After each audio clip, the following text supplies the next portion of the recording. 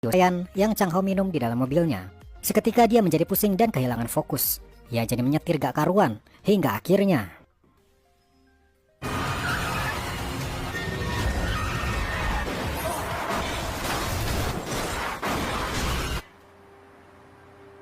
Chang Ho langsung dilarikan ke rumah sakit. Beruntung dia masih hidup dan tidak ada luka parah.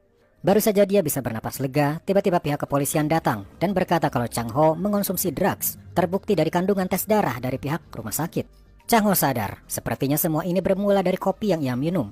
Ada yang memasukkan drugs ke dalam kopinya yang membuatnya kehilangan kesadaran saat menyetir. Dia pun meminta pada pihak kepolisian untuk bertemu dengan wali kota Choi, karena dia yakin wali kota bisa membantunya. Tapi ketika mereka mengobrol, wali kota Choi berkata kalau ia tak bisa membantu Chang Ho. Wali kota berpendapat ini semua adalah akibat dari Chang Ho yang bertindak sembrono ketika ia menemui Ji Hun. Sementara itu, di kantor Chang Ho, beberapa pihak kepolisian menggeledah ruangan Chang Ho. Semua ruangan diperiksa, bahkan hingga temboknya dibobol. Hasil penggeledahan itu sangat mengejutkan karena ditemukan emas batangan, pistol, uang, bahkan hingga drugs dalam jumlah besar.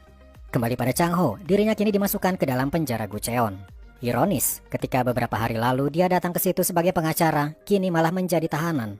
Tapi dia tak langsung dimasukkan ke sel. Dia malah dibawa ke ruangan tempat para napi berkumpul. Ternyata 3 di antara mereka adalah para napi VIP yang pernah Chang Ho temui. Mereka bisa dibilang strata tertinggi di penjara dan bisa melakukan apapun pada siapapun. Chang Ho langsung dipukuli hingga babak belur.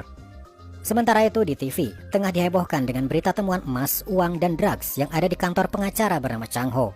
Dan mengejutkannya lagi, semua barang ilegal itu milik Big Mouse, si penjahat paling dicari di Korea. Jadi, apakah selama ini Chang Ho adalah Big Mouse?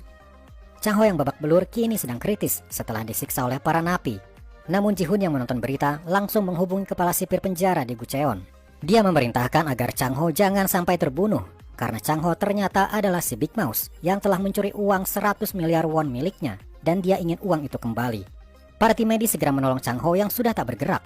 Tapi untungnya dia sadar kembali dan segera dibawa ke selnya. Berita Chang Ho adalah Big Mouse langsung membuat semua orang geger. Miho yang tahu berita itu tidak percaya kalau suaminya adalah Big Mouse. Pasti ada orang yang menjebak Chang Ho. Ketika dia ditanyai para wartawan,